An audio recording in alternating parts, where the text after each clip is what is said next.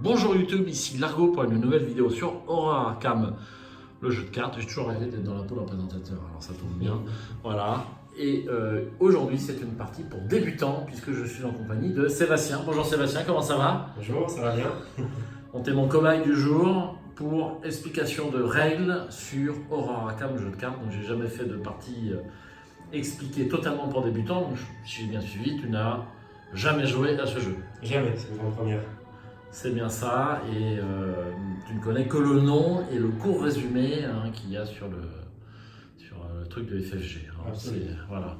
Donc là, je vais faire une explication de règle de A à Z, ce qui me permettra en plus, pour d'autres joueurs, à donner les coordonnées de la vidéo pour aller plus vite dans les explications, parce qu'en fait, on explique toujours la même chose. Et ce qu'a fait M. Gandrev avec Vidéo Règles, ben c'est très bien, ça permet de faire des vidéos pour les explications de règles, et puis quand on arrive à la partie, on va beaucoup plus vite. Donc là, je vais me coller à l'exercice avec un grand débutant. Tu n'es même pas sur les forums, ni YouTube, rien, même pas de pseudo. Donc, Pas encore. pas encore. Bon. La conversion est possible. J'espère. Donc là, le jeu est très très bon. Tu m'as très bien rendu en tout cas. Ah ben, c'est gentil. Et donc là, c'est le premier scénario de la boîte de base, donc le corset La Nuit de la Zélatrice. Donc, Horror Arkham se joue en campagne, en scénario et en campagne. Donc les scénarios peuvent être joués de façon indépendante, mais c'est pas tellement ce qui est recommandé pour le jeu, puisque la campagne raconte une histoire, et puis quand l'histoire est plus longue et plus touffue, ben c'est quand même plus agréable que tout petit bout de l'histoire, c'est sûr. Hein.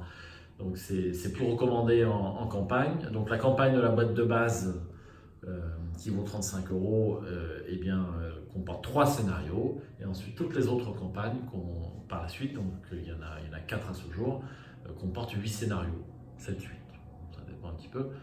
Et donc c'est plus sympa en campagne. Donc là on va jouer le premier scénario de La Nuit de la Zélatrice,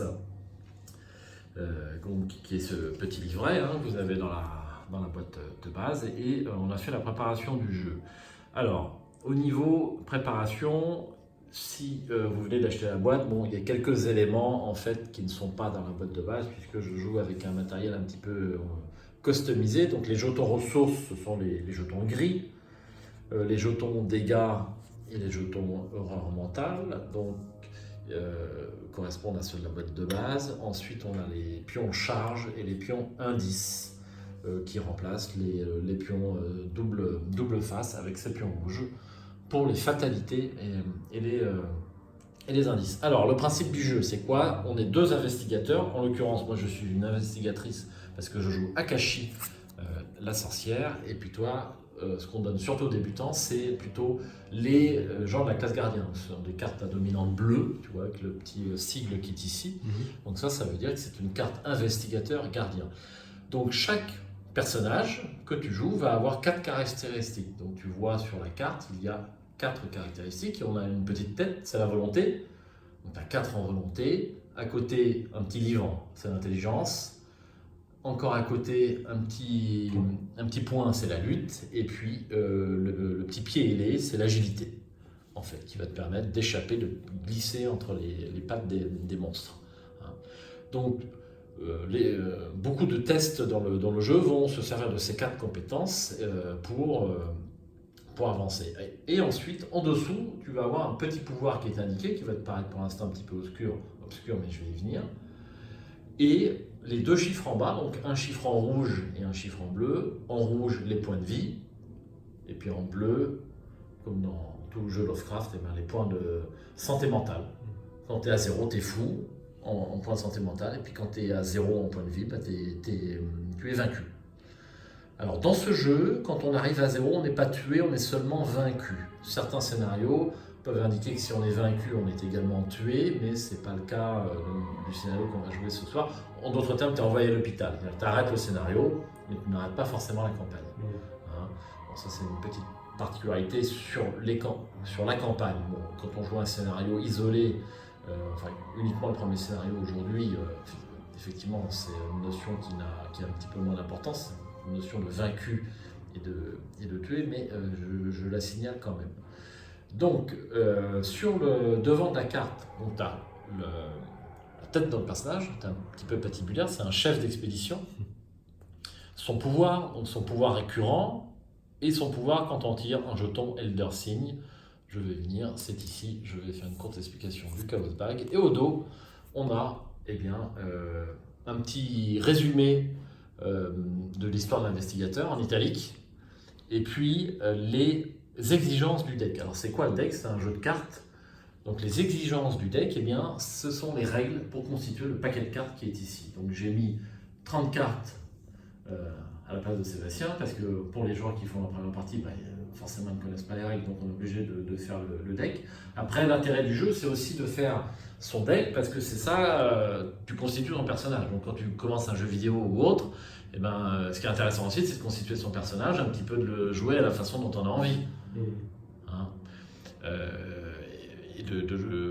Donc non seulement tu choisis la classe de ton investigateur, donc les gardiens sont un petit peu la classe gros bill, je dirais, du jeu, c'est-à-dire qu'ils vont au combat, et puis on a d'autres classes qui sont plus orientées investigation, c'est-à-dire recherche, parce que l'essentiel du jeu va être de faire des recherches ou de combattre des monstres pour arriver au bout du scénario. Alors je reviens au scénario, peut-être terminer avec le deck, donc avec ces 30 cartes. Donc, comment fait-on ces 30 cartes? Eh bien, lorsqu'on prend la carte Leo Anderson, on lit carte gardien de niveau 0 à 5. Donc, c'est quoi le niveau d'une carte? Eh bien, le niveau d'une carte, c'est le nombre de points blancs qu'il y a en dessous, la carte. Donc, ici, par exemple, 6e sens, c'est une carte de niveau 0 parce qu'il n'y a aucun point blanc. Donc, c'est quoi les points blancs? C'est les points d'expérience. Donc, quand on fait un scénario, on va avoir 5 XP. Par exemple, enfin, selon la réussite du scénario, et on va pouvoir venir acquérir entre deux scénarios des cartes plus fortes qui sont dans la boîte, et donc augmenter la force du personnage. Donc plus tu as de XP, comme dans un jeu vidéo classique, plus tu vas pouvoir remplacer des cartes. Donc là, toutes les cartes qui sont ici, vu que c'est le premier scénario, sont des cartes de niveau 0. Il n'y a aucune carte à XP, puisque c'est le premier scénario qu'on joue, on a 0 expérience. C'est clair pour l'instant ou pas? Tu m'interromps si... parce que moi j'en suis à ma 50e partie, alors si tu veux, je peux louper des trucs. Hein. Et alors il y a certaines choses qui vont peut-être te laisser un petit peu obscur. Hein. Beaucoup de choses viennent juste après le premier tour de jeu. Il suffit de faire un tour de jeu et tout devient limpide.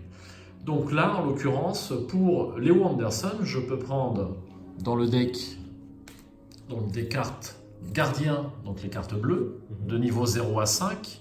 Donc là, on a dit que j'avais que des cartes bleues de niveau 0, et je peux prendre des cartes truands, donc c'est la classe verte, de niveau 0 à 2. Donc c'est sa classe secondaire en fait, c'est-à-dire que ce personnage-là, sa classe principale c'est gardien, gros bill, il a une classe secondaire qui est truand. Donc les cartes vertes c'est truand, les cartes violettes c'est mystique, il lance des sorts, comme Akashi. Les cartes jaunes, ce sont les cartes chercheurs. Et enfin, j'en oublie un, les cartes rouges, ce sont les cartes survivants. Donc ces 5 classes de personnages ont toute une façon d'être jouées différente, avec les mêmes règles. C'est ça qui est très très fort. Donc le gardien va avoir des cartes fondées sur des armes à feu, une batte de baseball, des choses pour combattre, interroger les suspects parfois pour avoir des indices ou ce genre de choses. Donc là, Leo Anderson, sa particularité, c'est qu'il va être entouré de beaucoup d'alliés. Il a des chiens de garde, il a des agents de police dans son deck, il a beaucoup de monde autour de lui, ce qui est sa particularité. La classe survivance, c'est une classe en rouge, donc ce sont des gens ordinaires situés au mauvais endroit ou au mauvais moment, et qui s'en sortent par une pichenette. Donc ce sont des cartes chanceux, des cartes... enfin, toujours des cartes. Tu as l'impression que tu vas échouer, puis finalement tu vas réussir. Hein. C'est une classe qui est fondée vraiment sur le coup de bol qui fait que tu vas réussir à tuer le monstre ou finalement à trouver les indices. Classe survivante, des gens ordinaires, mais qui ont de la chance au bon moment. On a la classe truand, donc la classe truand est fondée sur l'argent. Donc l'argent, ça va être les ressources les pions gris qui sont ici. Donc on va démarrer la partie avec 5 ressources. Et puis à chaque tour, on va pouvoir avoir une ressource, et puis certains effets de cartes vont en donner d'autres. Et puis, enfin, la classe chercheur, donc c'est les cartes jaunes, donc ce sont, comme leur nom l'indique, c'est des bibliothécaires, des gens versés dans les livres qui sont spécialisés pour la recherche d'indices. Ils ont très peu d'armes, Ils n'ont pas de sort, évidemment. Donc les 5 classes sont vraiment très différentes. C'est ça qui est super intéressant. C'est que même si tu as fait un scénario avec un personnage d'une classe donnée, bah, si tu refais le scénario, malgré le fait que tu le connaisses, et bien le faire avec une autre classe de personnages, c'est également super intéressant parce que c'est pas du tout la même façon de voir, d'appréhender le jeu. Donc le deck là-bas, il fait 30 cartes, et puis mon deck fait 30 cartes. Un Warcam fait 30 cartes pile, auxquelles s'ajoutent, donc je les ai mises de côté, 2 cartes signature. Donc elles sont particulières à chaque investigateur. C'est-à-dire que la carte Mitch Baum, que tu vois là, n'existe que pour Léo Anderson. C'est un ami de Léo Anderson. Donc comme tu vois, sur cette carte, c'est un allié. Comment on voit que c'est un allié? Il y a un petit icône allié ici. Donc ce sont des cartes qu'on va pouvoir poser devant soi, ce sont au fur et à mesure, en les payant. Comment les paye-t-on? En haut à gauche se trouve le coût de la carte. Donc ça, c'est une carte que tu vas devoir payer avec 3 jetons gris pour pouvoir la poser devant toi. Donc c'est une carte soutien, c'est indiqué ici, elle va rester devant toi. Tant qu'un effet du jeu ne la fait pas retourner dans la défausse, elle va rester devant toi. Il y a 3 types de cartes dans le jeu. Des cartes soutien, des cartes événements et des cartes compétences. Que 3, c'est pas non plus de 12 000. Il y a une vidéo sur les distinctions entre ces 3 cartes parce que quand on débute le jeu, parfois on a un petit peu de mal à faire la distinction entre les cartes compétences et les cartes, les cartes événements. Donc comment joue-t-on ces cartes? Alors, carte événement, je viens d'en parler, on la pose devant soi. Donc si elle est posée devant toi, non seulement tu as un allié, il a des points de vie et des points de aura mentale. Donc ça va économiser ton personnage. Au lieu de mettre 2 points de santé mentale, de dégâts sur ton personnage, tu peux choisir de les mettre sur ce personnage-là. Mais si il est à 0 dans l'une des 2 compétences, bah on le défausse. Ça paraît logique. Mais tu peux en mettre 1 et 1 sans avoir besoin de défausser la carte. Et une fois que le soutien est posé devant toi, bah, tous les soutiens, que ce soit des personnages ou des armes, les armes sont des soutiens également, eh bien, vont avoir un pouvoir. Donc par exemple avec Mitch Brown, quand Mitch Brown est posé devant toi, eh bien, tu as 2 emplacements d'alliés supplémentaires. C'est-à-dire que dans le jeu, on a des emplacements limités. On n'a que 2 mains, on n'a qu'un seul slot pour allier, c'est-à-dire tu peux n'être accompagné que d'une seule personne. On n'a que 2 emplacements de sorts. Donc c'est quoi les emplacements de sorts? C'est ce petit icône-là. Donc je ne peux avoir posé devant moi que 2 sorts. C'est la règle du jeu. Et on a également un seul emplacement de corps. Donc il y a des par-dessus, et des gilets par-là, des choses comme ça. Tu n'as qu'un seul emplacement. Certaines cartes vont te permettre de dépasser ces limites. Mitch Brown est une carte qui te permet de dépasser ces limites, puisque lorsqu'elle est posée devant toi, eh bien, tu as 2 slots d'alliés supplémentaires pour des alliés non uniques. Qu'est-ce qu'un allié non unique? Une carte non unique, c'est une carte qui n'a pas le petit astérix ici.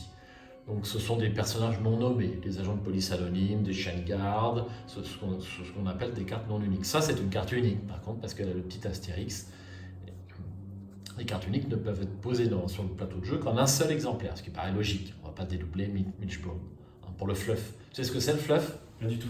Eh bien, le fluff, c'est la capacité d'un jeu à créer l'immersion dans l'histoire, si tu veux. Donc, quand c'est fluff, ça veut dire que c'est immersif, en fait.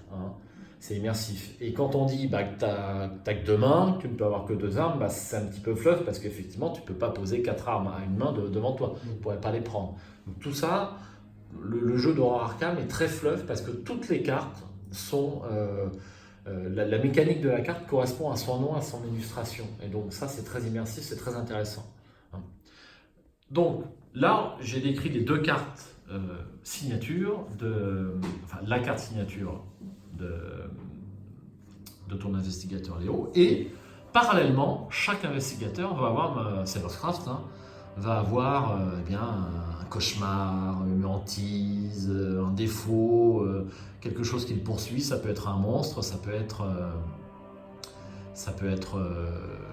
une mégalomanie, enfin de différentes folies. Et on en a une pareille, spécifique à cet investigateur. C'est-à-dire que cette carte-là, au prix du sang, peut se trouver que dans le deck de Léo Anderson.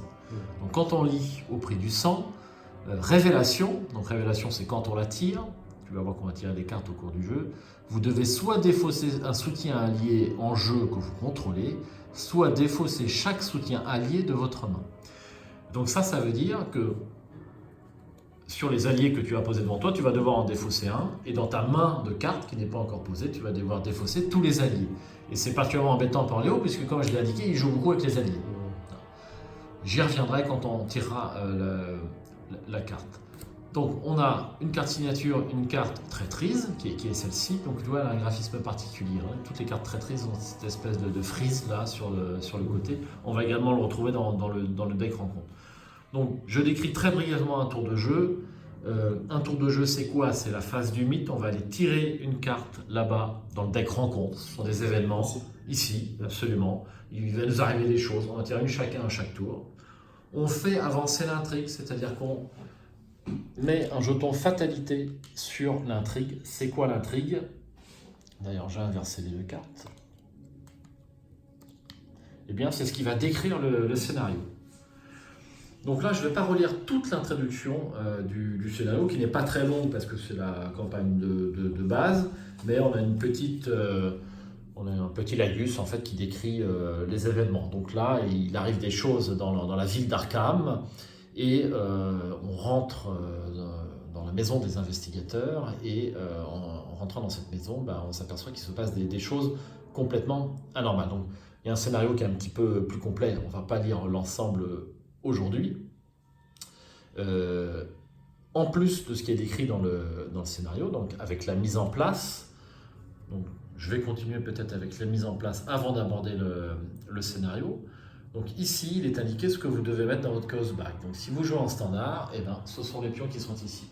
Donc c'est un espèce de DSS face, ces pions qui sont là. Donc on va mettre tout ça dans le sac.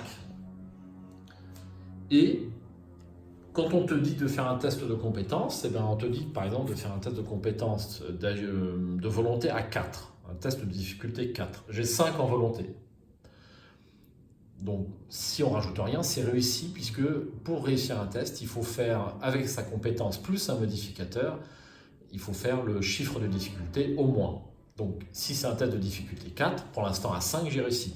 Mais on va venir prendre un jeton au hasard, ici. Et comme tu vois sur ces jetons, il y a des modificateurs numériques. Donc, par exemple, ça fait moins 4. Donc, si je tire ce jeton, 5 moins 4, ça fait 1. La difficulté du test et de 4, c'est raté. Tu me suis ça? Donc ça, c'est un jet de compétences. Alors, les compétences, ce sont les caractéristiques qui sont là, il y en a 4. Quand on fait un jet de compétences d'intelligence, on prend sa compétence, on ajoute un jeton là-bas, et on regarde par rapport à la difficulté de ce qu'on a à faire. Alors, ce qui est intéressant dans ce Chaos Bag, avec tous ces pions qu'on va mettre dans le sac qui est là, on appelle ça le Chaos Bag, eh bien, c'est que c'est... Au fur et à mesure des parties, on va venir pouvoir modifier les pions qui sont dans ce Chaos Bag, c'est-à-dire influer sur le hasard. C'est pas du hasard gratuit. C'est pas du hasard gratuit parce que, par exemple, certaines cartes vont prévoir le prochain jeton que tu vas piocher. Donc tu pioches le jeton, tu le mets devant toi, puis le prochain test que tu fais, c'est ce jeton-là que tu vas piocher. Donc c'est surtout des cartes mystiques qui vont permettre de prévoir ce qu'on met. Certaines cartes permettent d'enlever un pion. Autant que possible, au moins 4 ou moins 5 ou un pion défavorable. Alors comme tu remarques, sur certains pions, il n'y a pas de jeton, il n'y a pas de modificateur numérique. Donc là, tu tiens un jeton crâne. Donc, qu'est-ce que fait le jeton crâne? Eh bien, ça va être indiqué sur la petite fiche de scénario qui est ici. Donc on joue le rassemblement, c'est le nom du scénario, en standard. Donc jeton crâne, ça fait moins X. X, c'est le nombre d'ennemis ghouls dans votre lieu. Donc si on est sur l'étude, et puis qu'il y a 2 ghouls dans l'étude, eh bien ce jeton crâne fera moins 2. Donc tout ça, c'est extrêmement variable selon le scénario et selon la difficulté du scénario. Donc là, on a un échec automatique, en rouge, tu le tires, c'est raté. Il n'y a pas moyen de réussir. Et là, on a le jeton signe des anciens. Donc ça, c'est plutôt favorable. Signe des anciens, sur ta carte investigateur, comme tu peux le voir, eh bien, quand tu fais signe des anciens, ça fait plus 2. Donc c'est plus 2. Et en plus, tu peux chercher un soutien allié parmi les 3 cartes du dessus de ton deck. Tu vas pouvoir le piocher et le mettre dans ta main. Et ensuite, on mélange le deck. Donc quand on joue la partie, ton paquet de cartes il est comme ça, c'est ton deck, au fur et à mesure on vient piocher les cartes. Donc ça, quand tu tiens des signes, ça veut dire que tu vas pouvoir regarder les 3 cartes du dessus de ton deck. S'il y a une carte alliée, c'est-à-dire avec ce signe-là, eh bien tu vas pouvoir la mettre dans ta main. Donc c'est... oui. Plus 2, ça fait référence à quoi exactement? Alors plus 2, c'est comme si tu avais tiré un plus 2. Donc si tu faisais un test de volonté, je reprends mon exemple, j'avais 5 et que j'ai tiré le leader sign, 5 plus 2 ça fait 7, la difficulté de mon test est de 4, c'est réussi. D'accord. Donc Elder Sign c'est plus 2 et sur chaque investigateur, l'Elder Sign va avoir une chose différente, il faut consulter sa carte. Moi par exemple, ce n'est que plus 1. Plus 1, et mon pouvoir spécial, c'est que je vais pouvoir ajouter une charge à un soutien avec des utilisations. Donc j'en montre un pour que ce soit un peu plus clair. Donc c'est les sorts. Alors, d'ailleurs je mélange. Donc, par exemple le rituel de recherche. Donc le rituel de recherche, donc il faut 4. Il occupe un emplacement d'arcane sur les 2 que tu as. Et il a 3 charges d'utilisation. Donc quand je le pose devant moi, je vais prendre 3 pions charge. Je vais les poser dessus. Et à chaque fois que j'utilise une charge, eh bien, je vais venir enlever un pion. Et à un moment donné, le sort sera vide. Parfois, on peut le recharger, parfois, on ne peut pas. C'est assez variable. Donc là, on a un petit sigle action. Et en dépensant une charge, je peux faire l'action enquêter qui va me permettre d'utiliser ma volonté au lieu d'utiliser l'intelligence pour enquêter. Donc l'action d'enquête, c'est quoi? Ça va être de trouver des indices. Donc, je vais aborder la notion de deck act et deck intrigue pour pouvoir parler de ces indices. Donc ce sont ces petits jetons verts. Alors, si on prend le deck act, tu vois, ce qu'on appelle un deck act, c'est un paquet de 3 cartes. C'est un deck, un mini deck. Hein, il y a 3 cartes. Et c'est ça qui va faire se dérouler le scénario. Donc quand je lis l'acte 1, on est à l'acte 1, tandis que vous vous précipitez pour découvrir de quoi il retourne, la porte de votre étude disparaît sous vos yeux et laisse place à un étrange portail menant vers une autre aile de votre demeure. Tout ceci doit avoir une explication. Seuls les investigateurs objectifs, seuls les investigateurs dans l'aile des invités ont le droit de dépenser collectivement le nombre d'indices requis pour avancer. Donc là, nous sommes sur l'étude. Tu as un petit jeton qui te symbolise avec une face couleur, tu n'as pas encore joué, une face noir et blanc, ton tour est fini. Donc on est dans l'étude, donc on met le petit jeton sur l'étude. Il y a un chiffre en bas à droite de cet acte, c'est le nombre d'indices que nous allons devoir dépenser pour pouvoir retourner cette carte et avancer dans le scénario. Donc il y a un petit sigle, une petite tête, là, je ne sais pas si tu la vois, à côté du 3. Je vois. Là, ça veut dire que c'est 3 indices par investigateur. Donc là on joue à 2. Donc pour pouvoir avancer cette carte, il nous faudra 6 indices. Si tu joues en solo, il n'en faut que 3. Si tu es 4, il en faut 12. Donc le jeu s'adapte au nombre de joueurs. C'est très très fort. Et franchement, il est assez équilibré, quel que soit le nombre de joueurs.